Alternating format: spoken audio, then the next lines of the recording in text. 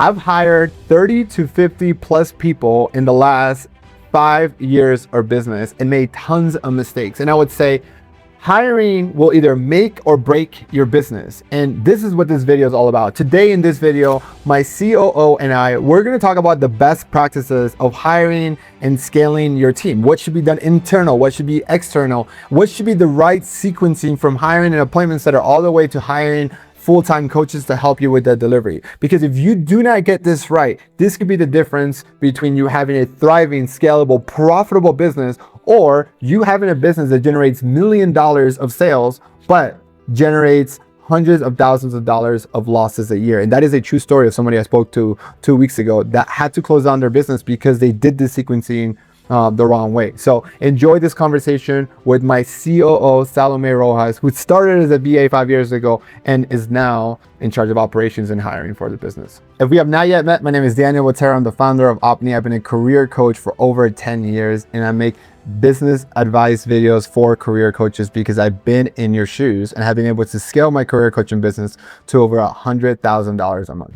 With me today is the one and only Salome Rojas, who is the COO of Opni. She was the second hire I made when growing our career coaching business. And what we're going to be talking about today is when is the right time to hire your first employee in your career coaching business? What would that role be?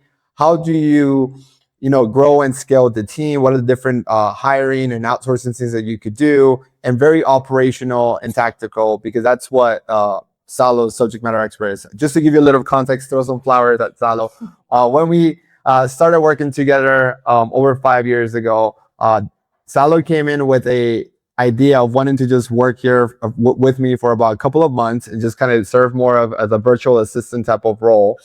And that quickly scaled not only in responsibilities, but also in the scope of work that you did. And one of the things that we did together a lot was like, hey, Salo, like my job is to fire myself every 3 months and your job is to fire yourself every 3 months. And that led to us continuing to not outsource, I would say finding people to come into the Opni and then scaling that. So without further ado, Salo, welcome to the podcast. How are you? Thank you. I'm happy to be back. It's been a while. No, look, super excited to, have a conversation about hiring, growing teams, which has definitely become a passion of mine for the past 5 years or so. And, to go down memory lane and go over some lessons that I know that we have both got over the past few years. But no, yeah, really, really excited to be here. So I'm excited to dive into this because one of the most common questions I get is from our clients is how do I get a Salo? How do I get an operator? There's a book that we really like that kind of really changed the way. It was like the visionary and then the integrator. And they're like, how do I get an integrator? I know that you're very passionate about like the integrator role and systemizing and processes and delegation. And so I'll start by saying, as the first question that I have for you is, when should a career coach think about making their first hiring decision? Okay.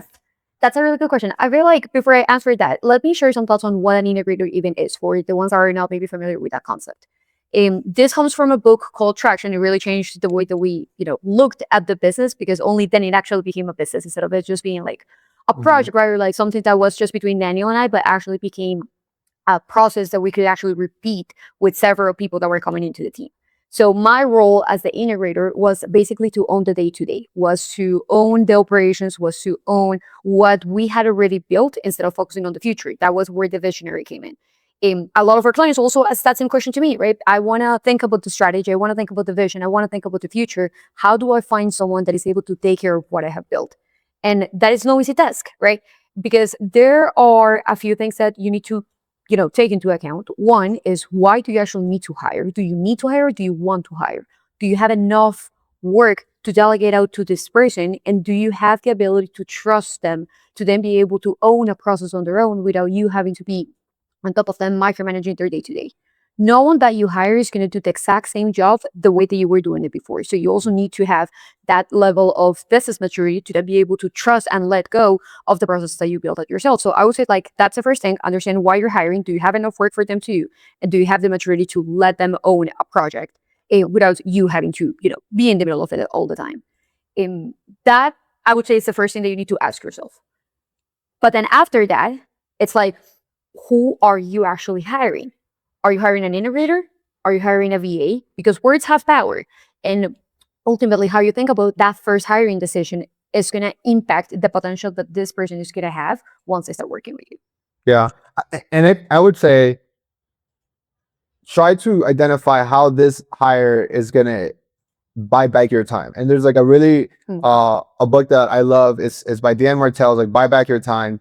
And one of the things that I would help like do is like understand your buyback rate, and then where are you spending your time doing some sort of a time audit, and then figuring out what are the tasks that you love and you want to keep, and what are the lower value tasks that you can delegate to someone to do. So for instance, for me, and I think this is probably the most common first hire, is someone to manage your lead gen. So appointment setter, SDR, obviously there's different titles that you can do this, but the ultimate is the responsibility of finding people in your ideal customer profile and getting them to some sort of lead magnets or ultimately sales call. And someone to own that, to me, usually seems to be the first hire that I made, and then ultimately our clients are also doing. Yeah, no, definitely. I guess that going back to what I was sharing earlier, you need to understand what process you're delegating out.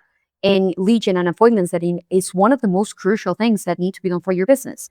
So the question that you need to be asking yourself is, if you want to take more sales calls, then how can you scale the number of messages? How can you scale the number of conversations that are taking place on the day to day that are going to turn in the number of sales calls that you need to hit your revenue goals? And once you hit the revenue goal, then you can go ahead and continue scaling your team. You can continue delegating out the lower value activities that, let's say, you don't enjoy as much. But if you don't have that revenue first and you end up hiring let's say, a personal assistant that is going to be able to help you with your email, but that's not really scaling the amount of sales that you're able to get, then you're not really going to see the return on investment that fast. Right. So definitely agree with you. Lead gen is one of the most crucial things that every single business owner should have. Then the question that you should ask yourself as you start with this hiring process is, do I want this person to stay as a lead gen, let's say, specialist, or as an appointment setter, SDR, in the short term?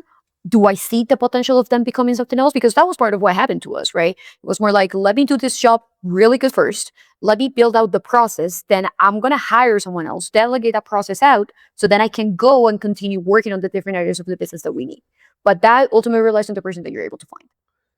Yeah, I think it's always coming down to the principle that life is a trade-off of time and money. And so it's like you either are going to have to do things through time, your time, which is limited, and you have 24 hours. And if you need to sleep and spend time with your family, and maybe you are still working full time, your time is very limited. And then you can use money to buy time, right? So to get in a VA.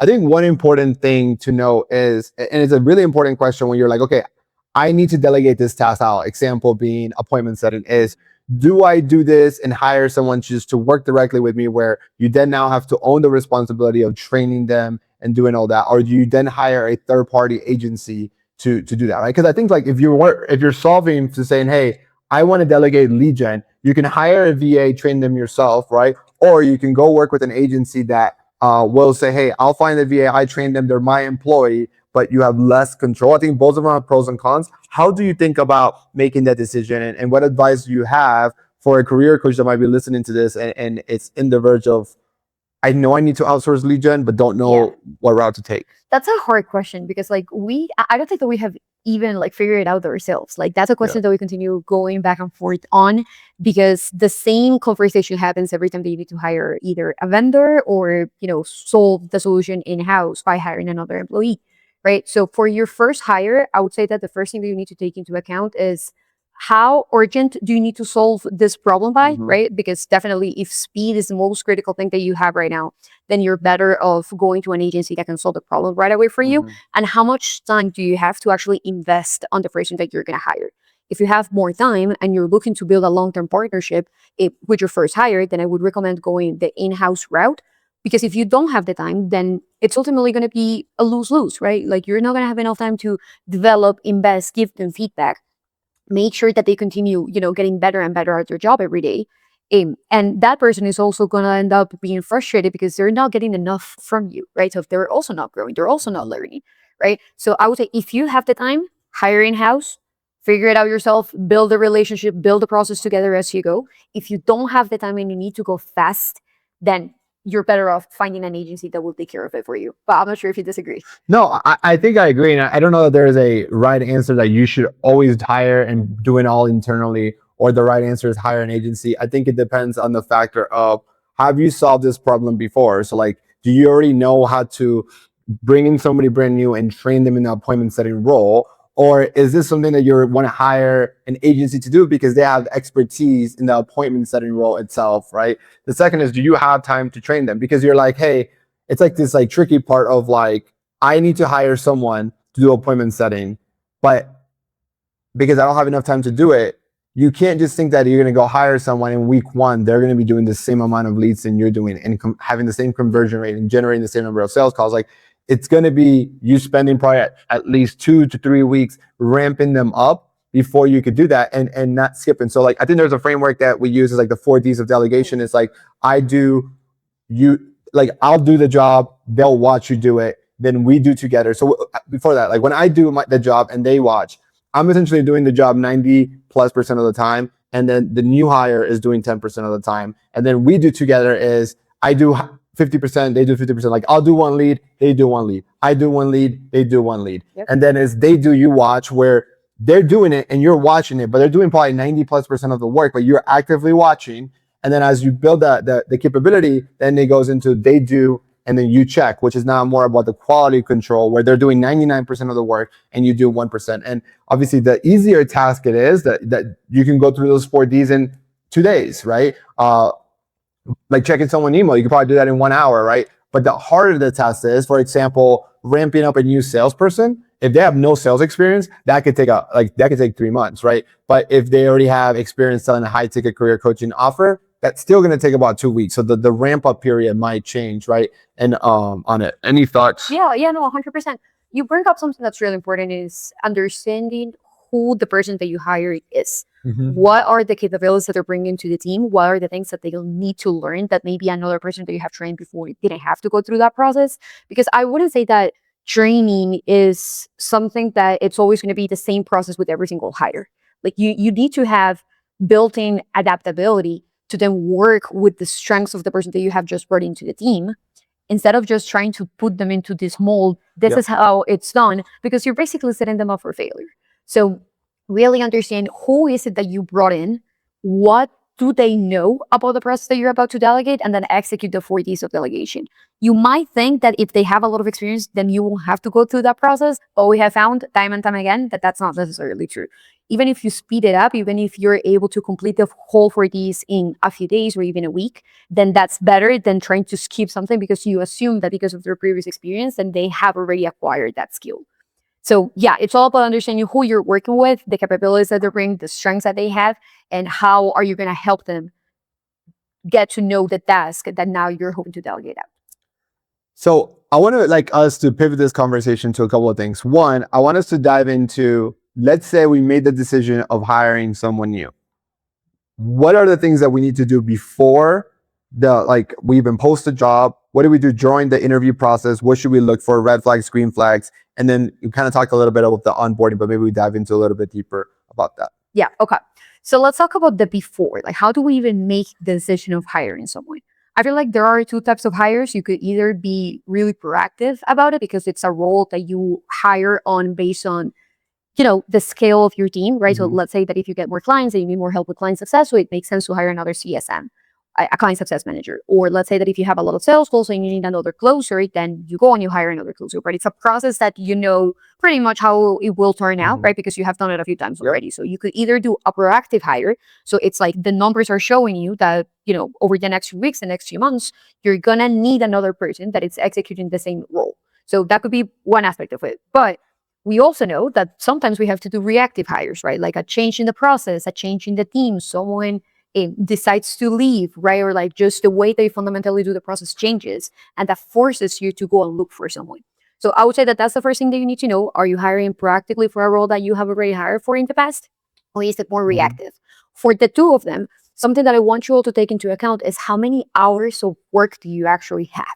So going back to the whole buy back your time in theory, if you haven't read that book, make sure to check it out. It's a really good one.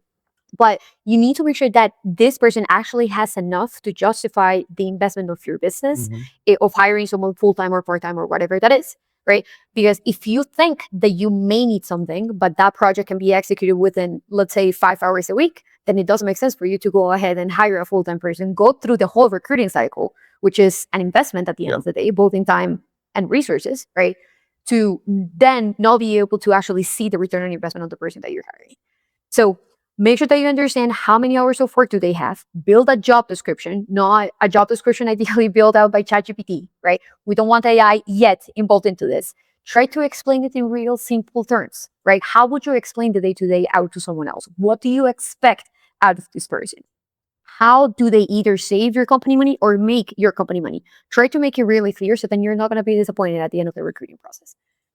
That's what I would do first. What do you think? Yeah, I think you got to think about the recruitment process like you do a sales funnel. Like you need to have a very clear offer. Like what is the job description? What's in it for you? You know that. But also even more importantly, what's in it for them, right? What is it that you're trying to do when it is?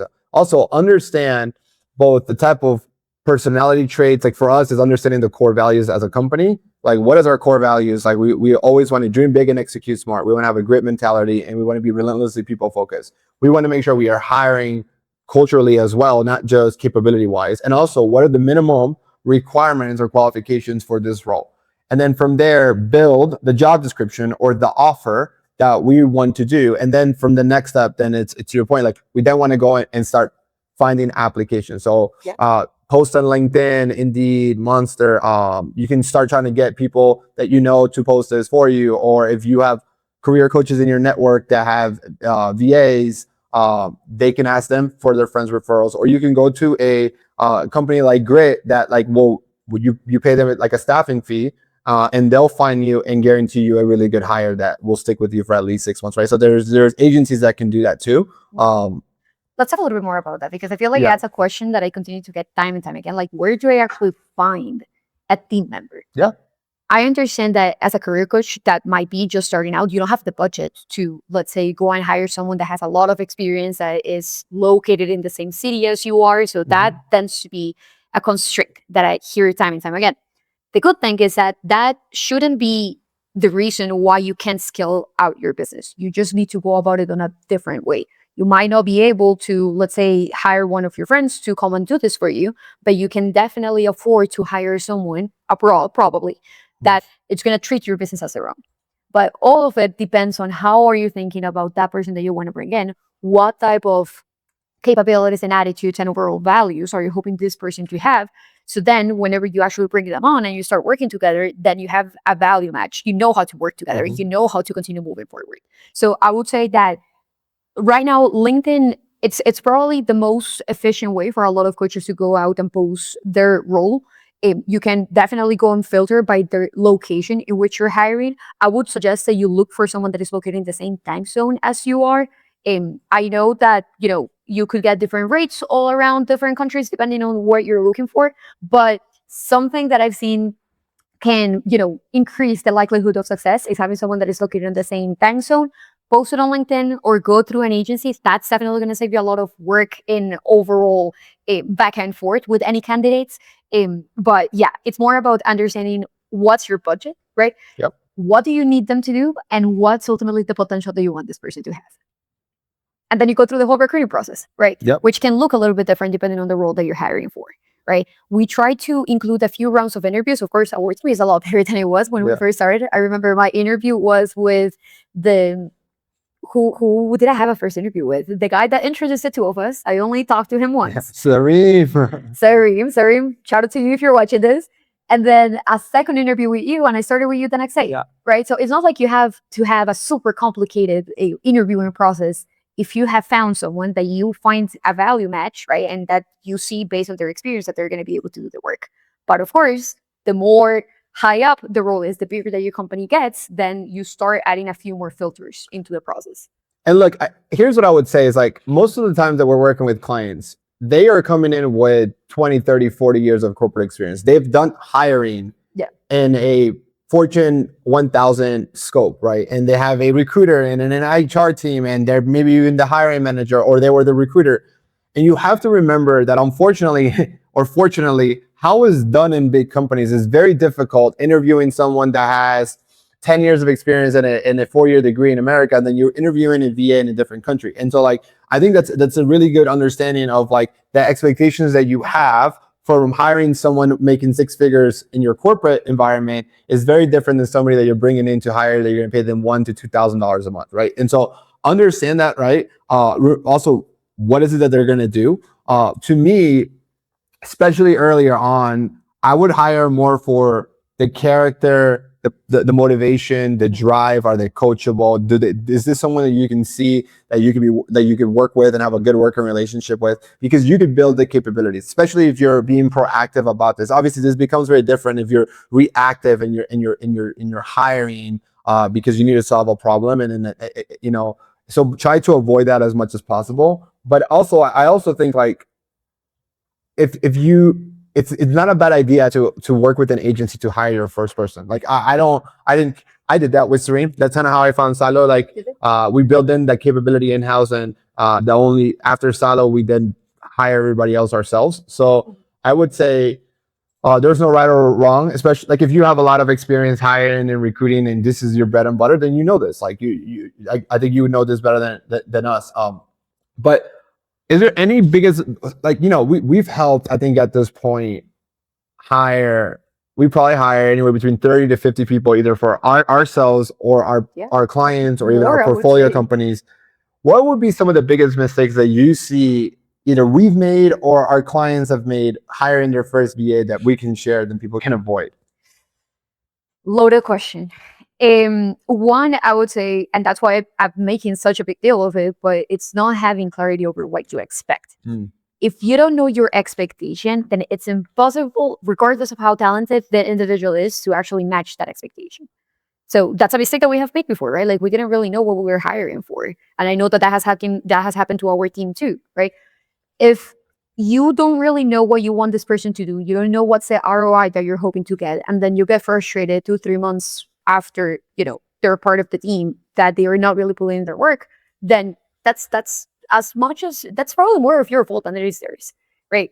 So that's definitely one big lesson, right? Like make sure that you set a really clear expectation and you communicated that expectation throughout the recruiting process, the training process, and then as you continue to build a relationship with them inside your team. I would say that's one. And then what else can I think of? Skipping training. That is a mistake that I see a lot of coaches do, especially if they are being a bit more reactive about the role that they're hiring for.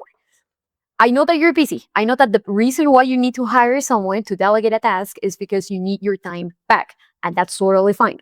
But if you skip that crucial first few weeks of actually delegating the task out and implementing the 4Ds that we were talking about before, then you're only creating more work for you in the future. So if you skip training, you're making a big mistake. We have also done that ourselves, right? Yep. Like that's a lesson that we have learned.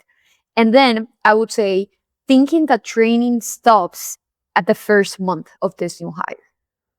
Because the goal is for you to continue to develop that person, because they're going to continue encountering new problems. They're going to find better ways of doing the process. And if you're not building a safe space for them to be able to communicate when they don't know how to do something, or if they have found a better way of going about the process that you created, then you're always going to be stuck at the same level, right? So that would be the third thing. Your training process doesn't stop. It's actually something that it's ongoing, that you need to continue creating a space and a priority in your calendar for that, to then be able to actually empower this person to own a department instead of just owning one of the tasks that you delegated out. Yeah. I think that is the mistake of not like understanding that the more training and the more time you're able to create to spend with this person, it becomes a multiplying factor. I think like I've done a lot of great things and a lot of bad things when it comes to hiring. But I think like when I think about your growth from like hiring you as an appointment setter to where now you essentially do all of the hiring for our business, it's the idea of like trying to pour as much as I can into you, and how that's multiplied because you essentially now hire better than I do. And the idea of saying, hey, like, and a best practice was like, hey, if you want to get to the next role and get promoted, you have to fire yourself. And I would say you have to hire yourself and you have to train the next person. And I think that was like a really good best practice that I would say. No, yeah, 100%. I feel like you bring up something that's really important, and that is just time. Yeah. right? Like sometimes it is as simple as just spending more time with your first hire, Yeah. right? Like teaching them how you think, how do you do business, how do you make decisions, how do you talk to your clients, how do you talk to your prospects? Because at the end of the day, they are pretty much going to do one of those two things, right? Like they are either helping you with the relationship with your clients on the client success side of it, or they're helping you either set appointments or create content. So they also need to be really familiar with your voice, the language that you use, the analogies that you like. It's really funny because even right now that our team is around 12 people, I would say that we all pretty much speak the same way that you do, right? And I feel like that is really an interesting way of showing how seriously you take that, right? Like spending time with the team, pouring into them and teaching them why do you think the way that you think, instead of just assuming that they will consume the content that you have created before and that's how they will get it, right? So sometimes it's as simple as that. Prioritize spending time with them. So we talked a lot about the hiring process. Let's talk about what are the different roles that could be outsourced for a career coach. And we can maybe start from the top of the funnel all the way down to the bottom, and then client success and everything else. So like, what are the roles that you think could be outsourced? Yeah. No, I feel like you have the right approach in terms of looking at it. That's how the way that I like to explain it to the clients, because you're not hiring for a role that you have never done before. That's the most crucial thing that you need to know, especially as you're starting out. The things that you want to have, those can wait. First, we need to get your business to a point in which it's actually generating consistent revenue, right? Then you can go ahead and invest into new projects and interesting skill sets that you may not have yourself. But at the beginning, we are prioritizing delegating out your funnel. So where does your funnel start? It's usually something related to marketing. So that's one role that you could hire for. You could hire someone that is creating the content for you in the different like social media pages that you may have. I would not say that this is the first thing that you delegate out. Like this is probably a later on hire, but if we take a look at the funnel, it's one role that you could hire for. The first and most important one should be, how do you set up appointments? So do you have an SDR? Do you have an appointment setter? Do you have a lead gen specialist? That should be the first thing that you prioritize. So someone that is constantly filling up your calendar. Following with the funnel, what's the next step? Sales goals. So let's slow down here. I would say for 80, 90+%, if I was to put entrepreneurship math here, the first hire or outsource becomes somebody that's doing leads to sales calls, appointment setter, as SDR. Oh, I just did myself. SDR. And you can either hire an agency or you can hire somebody. To me, if I were to choose, I would hire somebody internally so they can speak like you. You protect the brand, you protect that there.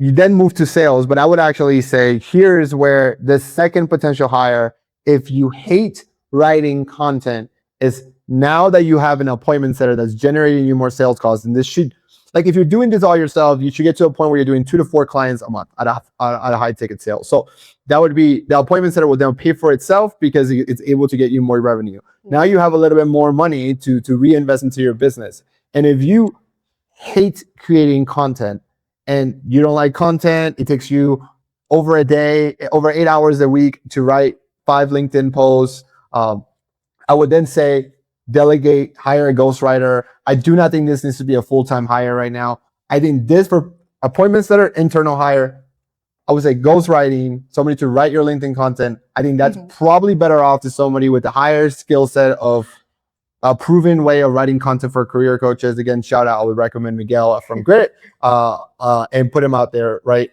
That's going to make lead gen even easier for your appointment setter. His conversion rate, it will be higher. That leads to more sales calls. Now, that becomes to the third point of the third person that you could potentially bring in at this point then becomes a sales person. And I'm going to take this one. You can then take on after this one because sales is like more on my realm.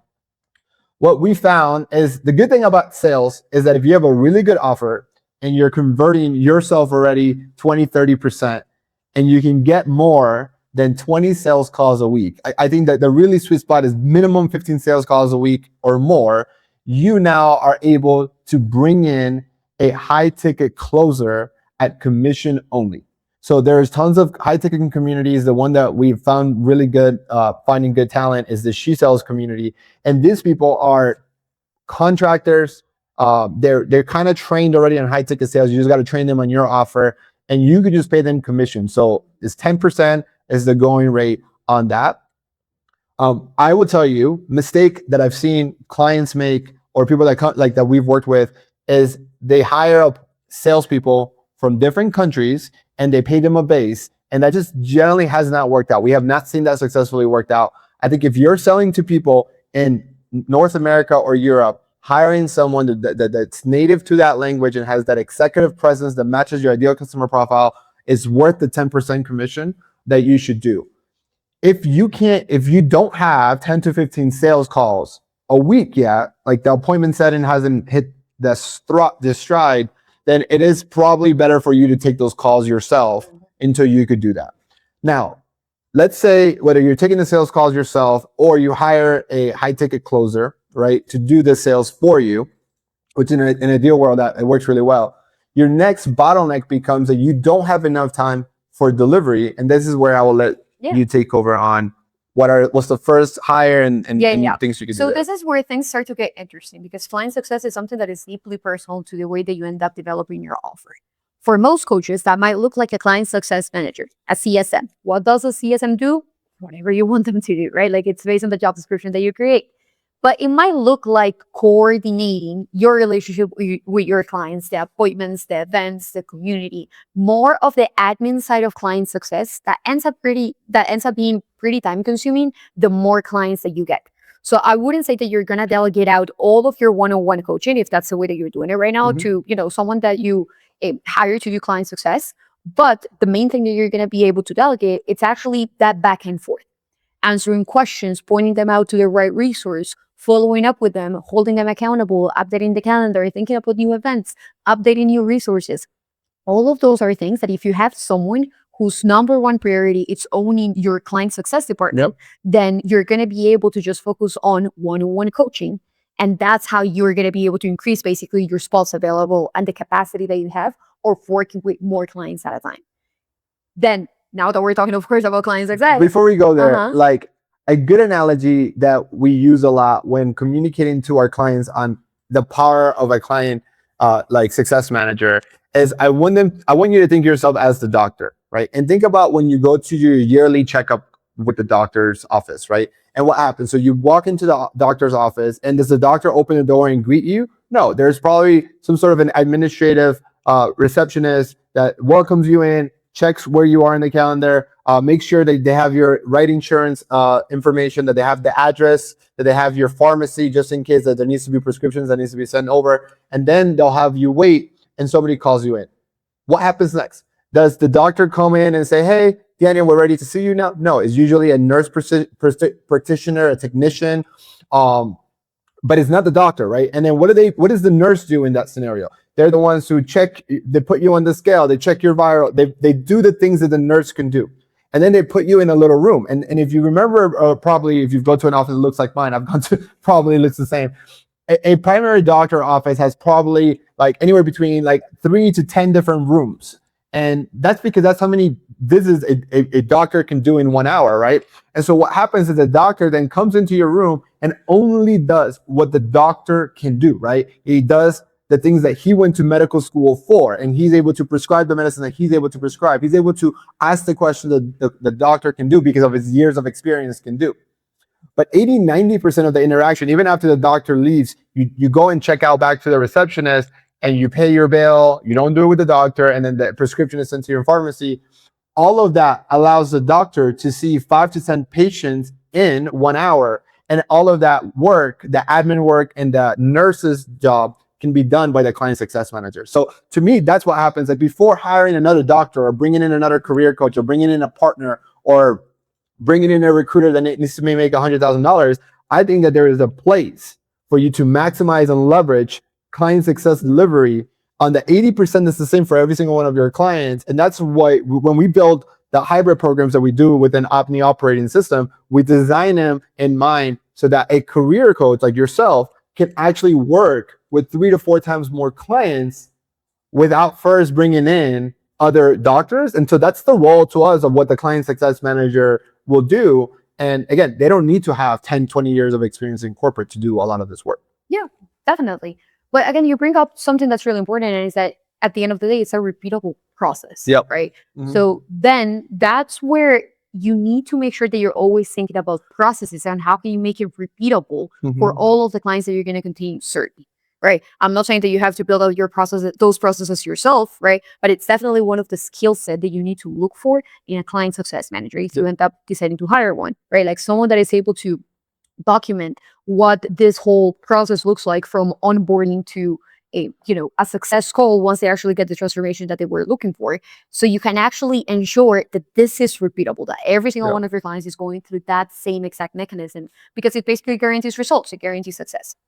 What would you say is the amount of clients, job seekers that a client success manager can manage for you? Like, That's a what's the hard one range? Like, to what's answer. like if you were to put a range into I it? feel like the issue is that the range is really big, right? Like if you are a really high touch, done for you program and your offer reflects that, and there's a lot of interactions that both the client success manager and yourself are having with the client, then of course the number will be less because they're going to have more Mhm. work per client too. If it's more like the hybrid program that we build like within the operating system at Opni, you're looking at a range between, I would say, 50 and 70 clients, Mhm. depending, of course, on the work that they're doing. Yeah. This is for really specific done for you items, and they are not doing any one-on-ones. They are not taking any calls. Their job is to handle the coordination, the back and forth, answering questions, pointing them out to the right resource, maybe taking care of onboarding, right? Like Yep. if you're doing an onboarding call, they're joining in with you, but they are not handling the one-on-one coaching sessions. That's the one thing that I want to make really clear, because that's actually another hire Yeah. that you could potentially make. Yep. But yeah, I would say like that's a pretty consistent range that I've seen across different clients. Of course, the number can be higher if your offer looks a little bit different, but that's in most cases where you will find yourself at. Yeah. And then you just mentioned the next potential hire at this point in the funnel then becomes bringing in other doctors or other coaches, and even Specialists. or even to your point, specialists. So like if you're the primary doctor and you want to bring someone that specializes and you are coming from a hiring manager's point of view, maybe you bring in recruiters to help you do that. Or maybe you bring in resume writers to just do the resume and the LinkedIn or the branded materials, which is something that our clients are doing a lot for their clients, right? And I would say there, I actually would suggest do not hire a full-time Agreed. W-2 type of employee. Yes. We found a lot more success on building kind of like a small army of doctors or specialists that you can pay them hourly based on their experience, and having the client success manager kind of help manage those relationships and plug them in where as needed. Yeah, no, 100%. And you bring up a really good point that I think really ties this all together, and that is really understanding how many hours of consistent work does someone have. Because the thing about part-time coaches, or this overall one-on-one sessions coaching hours that you need to delegate out, they really depend on the amount of new clients and the issues and challenges that your clients are facing on a Yep. monthly basis. And this number really changes, right? This will become more consistent, and you're going to be able to budget better for what that Yep. looks like the longer that you have done this. But especially at the beginning, this number can change a lot. The amount of hours that you need from someone is not going to be 40 every single week. So a mistake that we have seen other coaches make is that they make the investment, because most of the time part-time coaches are, they share the same experience. They are a lot more expensive than, let's say, a CSM, right? And then they don't have enough work for them. So Yep. now you're paying a really, high salary for admin work. So then the ROI is not there, right? Yeah. So that's why you go back, you ask yourself, how much do I actually need from this person? And then you end up finding the right combination of background, skill set, years of experience, even location, that then aligns with ultimately what is going to give you the result. But yeah, part-time coaches are great. Don't hire a full-time person. You're better off looking for different alternatives. You can actually increase the value of your program by providing different perspectives based on like Yeah. where the coach is coming from. And depending on your program, this is also a really great opportunity to add value to your clients that not many other programs are doing. In our case, for example, we used to have an immigration expert because we were working with a lot of international students that were navigating their own visa sponsorship and like visa status changes. So one of the really big perks that we had was that they did not have to pay for those consultations, right? Yep. If they just had like questions overall that they needed to get answered, we would bring them on and host those workshops ourselves. You don't need an immigration expert probably if you're not working with international Like students. imagine if we but had that to might pay be a full-time salary of an immigration to be on Yeah. staff. Like that's hundreds of thousands of dollars to do Exactly. that, right? And so yeah, I think that's the key there. And I would tell you that's probably a very low barrier to entry to do, but high level activity is starting to bring in part-time coaches. To me, I wouldn't consider bringing in part-time coaches into your like onboarding 5 clients or more a month, and then you start outsourcing some of those like resume writing or interview prep are probably the first 2 things that we see are onboarding. I think a lot of coaches feel like they have their own secret recipe on the way that they're networking and applying, and maybe even start a negotiation. But outsourcing, like, I would say like the resume and the cover letter and the LinkedIn profile becomes more of a commodity. I've seen that being very outsourced very early on. Yep. To resume companies or resume services that are out there. That's great. If you want recommendations, send me a DM and we can send you some. But I would say that is a really good activity. And I wouldn't even consider bringing in a full-time like director of coaching or somebody who's a full-time coach aside from you into your onboarding at least like bare minimum 15, if not more like 20 clients a month, where this coach has at least 20 to 30 hours a week of one-on-one coaching with your clients, right? Yeah. Like if it's not, like, it doesn't make sense because you're better off paying $100 to $150 an hour, and it'll be cheaper than you hiring a W-2 employee. So it's like, it's very balancing because it was about a couple of weeks ago, I had a conversation with a very successful coach, and this person generated over $1.5 million in sales from his career coaching offer in 2025. And he's deciding to wind down his business. And a big part of it is because even though he generated that much in sales, he even had more expenses. So he actually lost money as a business. And when going and having a conversation, he told me it's because he overhired. He brought in the specialist, and I think he was paying their particular person that he had multiple coaches making over 6 figures and one making over $200,000. It's like, it's very difficult to build a business that way. Like for us, a rule of thumb is try to stay around 20% of revenue being allocated to the cost of delivery. So that's probably a different conversation that we can bring in, Salo, on like making sure that your business is staying within some profitable margins. But that's kind of how you think about hiring. Salo, to kind of wrap it up, I would say after client success, the next couple of hires would probably be CPA and lawyers. I think I'm going to just say I probably wouldn't bring in a full-time CPA to your business at this point, or a full-time lawyer. Like, I think we can clearly see that's more of like, let's go outsource that. But any best practices on those when you're thinking of hiring the CPA or even a lawyer? I guess like it's all about what does your business actually need instead of what you think that your business needs. Right? Like you probably don't need a bookkeeper and a CPA and a CFO and, you know, all of these different people that are involved if your business is generating less than 80,000 a month, right? Like you probably don't need that, right? Like complexity starts to build on the bigger that your revenue is. But I would say best practice, hire an office that it's meeting with you regularly, that is explaining how they're reconciling your accounts, that is filing your taxes for you. We have a recommendation of the one that we have used for this past 2 years. She's great. She's amazing. And again, like it doesn't add unnecessary complexity. Like it's not like we have 3 different people that are involved taking a look at our books. Actually, I would say that one of the biggest things that I like about my job, right? Like the highest leverage activities that I have is actually owning our finances. So like even though we do have a CPA, I would still recommend that you learn how to analyze your P&L, that you understand where your expenses are going, that you understand what's the MRR that you're bringing in month after month. You need to know your P&L if you're planning on scaling your business. That's one thing that you can delegate out, regardless of, you know, how good your CPA is or how good your bookkeeper is, because probably you're not hiring a CFO. You need to be able to do that work yourself.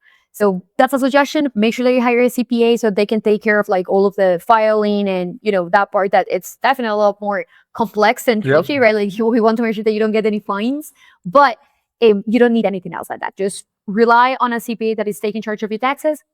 You also probably don't need a lawyer. If you're hoping to get someone to review your contract with clients and someone that you can go ahead and ask questions to from time to time, then you probably don't need to have like a really expensive law office or retainer, right? Like find a lawyer in your area that will charge you per hour so you can go, you can ask questions, to review your agreement, and that's it. You don't need to go any further than that. Something that I've seen actually lately is that a lot of coaches are hiring product people. So someone that is going to help them with their automations or building out their own, you know, AI processes, or like even optimizing their coaching system and stuff. That can be really expensive really fast. So this is where like things start to get tricky, and we will really need to get into your own P&L to understand if that type of investment makes sense. But I would say my suggestion is don't go overboard with the consultants or like the external people that you're bringing in, because that can definitely take a hit in your margins. Yeah. Salo, I think that was great. I think we were able to walk through the beginning from a coach starting out and hiring their first appointment setter SDR, all the way to going and scaling your business to 4, 5, 10, 20, 30 plus clients a month, and how that would look like in a hiring your client success department, which scales. And if you are watching this, if you're a coach and you have any questions about this, send me a DM. We can have a conversation more about it. I would say this is very general advice, right? This is going to allow and help probably 80% of you. But if you feel like you have a unique situation, I would love the perspective on like hire internal, external agency or not. Like, what are the things that I should be outsourcing for more for your business? Let us know. Let me know. Send me a message. If you find value from this, don't forget to like and subscribe. And thank you so much for being here on the Career Coaches Podcast. See ya. Thank you. Bye. As we wrap up this video, let's go back to where we started. Let's talk about that case study of the coach that generated $1.5 million, but because of not following the sequence we talked about and overexpending, generated hundreds of thousands of dollars in losses, right? And if we go back and break this video down, the first hire most people should do is an SDR or an appointment setter, someone that's going to help you manage those leads and turn them into sales calls. The second hire that you should then consider is probably a ghostwriter. If you enjoy writing content, write it yourself. That's probably better. But if you don't, like a lot of the clients that we work with, hire a really good ghostwriter. The third hire that you then need to think about is bringing in a client success manager. That is the nurse. That is the technician that's going to help you manage more clients while you do the doctor's work. Now, from that point, what we then want to bring in is a salesperson. Usually at this point, you're generating 15 to 20 sales calls a week. You can now bring in a high ticket closer that only gets paid when they close a client at a 10% commission. Now, with your time being freed up, because you don't have to do sales calls anymore, the next thing that you want to then focus on is bringing in other doctors for part-time coaches. And once you've built that, you're now going to see that you're generating probably around 10 to 20 clients a month. And that's where you can start thinking about bringing in some of those CPAs or fractional CFOs or even part-time lawyers, where you're now starting to create a little bit of defense for your business. And once you have built that foundation, you can go back to bringing in more leads. And maybe that's where you bring in an ad agency or do paid ads or think of getting outside of LinkedIn. So that is the sequencing that we found. We did it ourselves. We've done it with now over dozens of clients following this sequence. And again, this doesn't happen overnight. This could be a 1 to 3 year journey from going from hiring your friend appointment setter to building out this funnel to be multiple, to be $100,000+ months in LinkedIn organic with a team that's scalable, profitable, and impactful. Now, if you find value on this video, don't forget to like and subscribe. And if you are in this maybe situation where you're not sure what the next step is for you, what you should be outsourcing, should you do this internally or externally, I have a gift for you. I want to offer you a free business audit where you get to speak with either me or someone on my team to be able to diagnose where you are. And we will be able to break down what is your hiring needs today, what's the bottleneck that your business has, that if we can unlock that, then we're going to be able to scale and just compound your growth. So thanks for watching, and we'll see you guys on the next video. Bye.